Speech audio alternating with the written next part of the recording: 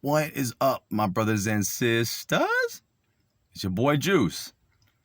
So I was watching some guy's channel, and I guess the White House or the government or whoever this guy is, that he's like showing a news article, right? And I guess like the White House had a press briefing or something, or whatever they do. He's showing that this other guy that's in charge, and the guy's saying that America has the technology and the weapons to manipulate time and space. What?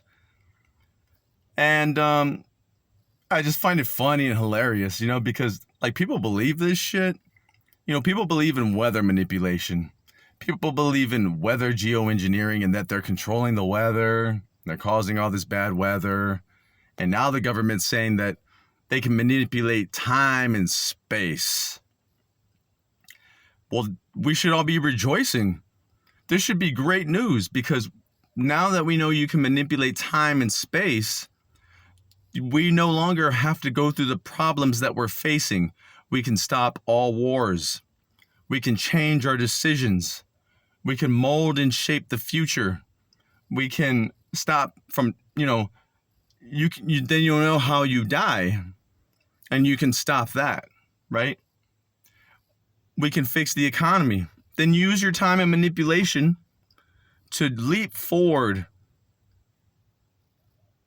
and find out what happens so that we can avoid that problem. Then leap forward and fix the economy. Find out what we did wrong. Leap forward and see what happens with the wars that are happening and the rumors of wars, and let's fix it. Let's come to an understanding. You know what? This is where we went wrong. Doc, let's go back, right? Great Scott!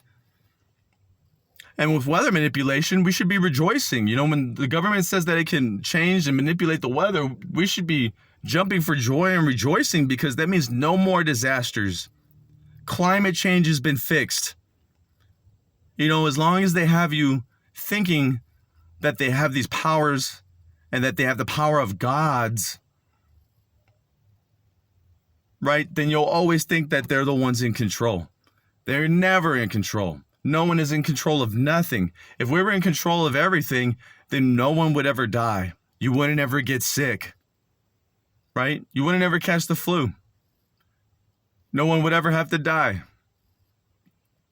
But unfortunately, death is the only thing fair in life. It serves everyone. No one's above it. No one's below it.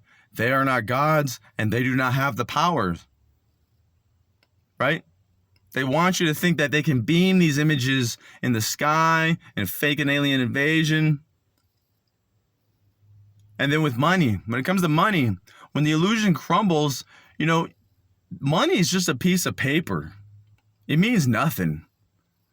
Because when this so-called economy falls or crumbles, you're going to realize that $20 bill you're holding in your hand, or all of them 5s and 10s you got in your wallet, it really meant nothing. It was nothing. It was a piece of fucking paper. You could wipe your ass with it, blow your nose with it, use it for fire, and that's all it ever was good for. It was an illusion. It was a symbol. It means nothing. It's the same concept as moving money to digital. I ask people all the time when it comes to like having your money on Cash App and all this bullshit on the phone, right? Like, when the world goes to shit, like, where's your money at? What are you going to use? Your phone? The internet don't work. The internet, the electricity is off. You can't even turn on your phone. So then where's your money? Who has it? How much do you have on you, right? And they're like, I have no money. I'm like, why? Where is it? Well, it's inside the phone. It's inside the phone. Then you never had anything at all, right? It's the same concept as just having nothing in your pocket, right? You see, like, you look at your bank account on the phone, it's still this, but your pockets are empty. And even if you had the paper in your, I mean, there's toilet paper. Like, why isn't it the same? Why isn't toilet paper used as a currency? It probably will be here pretty soon when, your dollars and your zeros on your phone. But it's like, I hate that people use money as success, right? They say, oh, well, you go get a job. Oh, go to college. Oh, get an education, right? Oh, well, I'm better than you because I make more money and look at how I'm doing, right? I got a boat. I got a house. You're a fucking loser, right? You know what? When that money goes to shit and you realize it was all worth nothing and the illusion crumbles, you're going to be in the same position I was. And you know what? I'm going to be doing better than you because I'm used to not having anything. You're used to having everything. You know what I'm saying? And then these people who say, oh, I'm saved. Are you saved? Oh, God, I go to church, blah, blah, blah. And then they have all this money and then they just like view themselves as more successful than somebody else who is struggling or doesn't have the money, right? And they're like, oh, you're a loser, right? And man, fuck you. You think you're saved? You know what? Those people that think they're saved and they got all this money and they think that they're better than others and right, I'm successful and you're more evil than you think you are. You just don't know it and you don't see it. But everyone's about to find out. You know what? In a way, I find it funny, right? Because I'm like, damn, these people just can't see it.